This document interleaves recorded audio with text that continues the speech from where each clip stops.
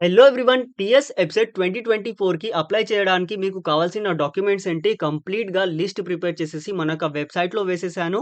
So, ఆ పీడీఎఫ్‌ని మీరు ఎలా డౌన్‌లోడ్ చేసుకోవాలి, మీకు కావాల్సిన డాక్యుమెంట్స్ ఏంటి, కంప్లీట్ డీటెయిల్స్ ఈ వీడియోలో చూద్దాం. If you are new to channel please subscribe and press the bell icon to get notified whenever a new video will be uploaded. ఒక చిన్న ఇన్ఫర్మేషన్ ఏంటి అంటే, ఇంకా మీరు మా యొక్క టెస్ట్ సిరీస్ తీసుకోలేదంటే ఖచ్చితంగా టెస్ట్ సిరీస్ తీసుకోవాలి. సో, దాంట్లో మీకు in app PDF material for all the subjects, దాని తర్వాత మీకు chapter wise test, previous papers plus 5 full length mock test plus grand test ఇవన్నీ కూడా అవైలబుల్‌గా ఉంటాయి ఫర్ ఆల్ ది సబ్జెక్ట్స్. కాబట్టి ఓన్లీ 499కి మాత్రమే అవైలబుల్‌గా ఉంటుంది. ఇంకా మీరు పర్చేస్ చేసుకోలేదంటే ఖచ్చితంగా మా యొక్క ఈ టెస్ట్ సిరీస్‌ని పర్చేస్ చేసుకోవాలి. మీకు ఎంసెట్ ఎగ్జామినేషన్ క్రాక్ చేయడానికి చాలా హెల్ప్‌ఫుల్ అవుతుంది. ఓకే. మనకి ఎబ్సెట్ 2024కి అప్లై చేయడానికి కావాల్సిన డాక్యుమెంట్స్ ఇవే. ఓకే.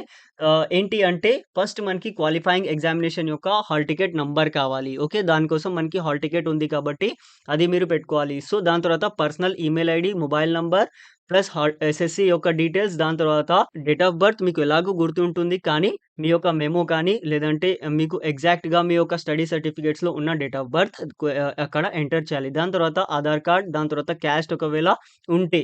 ఒకవేళ క్యాస్ట్ లేదు అంటే మీరు తర్వాత కూడా సబ్మిట్ చేయొచ్చు. ఎలాంటి ప్రాబ్లమ్ లేదు. ఒకవేళ ఈడబ్ల్యూఎస్ అవుతే ఈడబ్ల్యూఎస్ ఇప్పుడు పెట్టాల్సి ఉంటుంది. ఒకవేళ లేకపోయినా మీరు స్కిప్ చేయొచ్చు. దానికి ప్రాబ్లమ్ ఏమీ కాదు. దాని తర్వాత ఒకవేళ ఇన్‌కమ్ అప్లికేబుల్ అవుతే ఇన్‌కమ్ సర్టిఫికేట్ మీకు అప్లికేబుల్ అవుతే ఇన్‌కమ్ కూడా పెట్టాల్సి ఉంటుంది. ఇప్పుడు లేకపోతే మీరు డాక్యుమెంట్ వెరిఫికేషన్ అప్పుడు కూడా ఇవ్వచ్చు. ఎలాంటి ప్రాబ్లమ్ లేదు. ఓకే. జస్ట్ అక్కడ ఇన్‌కమ్ రేంజ్ సెలెక్ట్ చేసుకుంటే సరిపోతుంది. ఎలా అప్లై చేయాలో ఒక వీడియో చేసేసాను కదా! సో, ఆ వీడియోలో కంప్లీట్‌గా దాంట్లో డీటెయిల్స్ అవైలబుల్‌గా ఉంటాయి. దాని తర్వాత మీరు లేటెస్ట్ స్టూడెంట్ అవుతే మీకు పాస్‌పోర్ట్ సైజ్ ఫోటో ఇవన్నీ ఏం అవసరం లేదు. కానీ ఒకవేళ మీరు లైక్ ప్రీవియస్ ఇయర్ స్టూడెంట్స్ అలా అవుతే మీకు అక్కడ అప్‌లోడ్ చేయాల్సి ఉంటుంది. అవన్నీ కూడా మీరు చూసుకోవాలి. ఓకే. సో, ఈ పీడీఎఫ్‌ని డౌన్‌లోడ్ చేసుకోవడానికి మన యొక్క వెబ్‌సైట్‌కి వెళ్ళండి sadubiడ్డ.com లేదంటే Sadubidda documents required to apply for EAMCET ఇలా ఏదైనా మీరు గూగుల్‌లో టైప్ చేసి మన యొక్క సదుబిడ్డ అని దాంట్లో యాడ్ చేసేస్తే మీకు డైరెక్ట్‌గా లింక్ వచ్చేస్తుంది.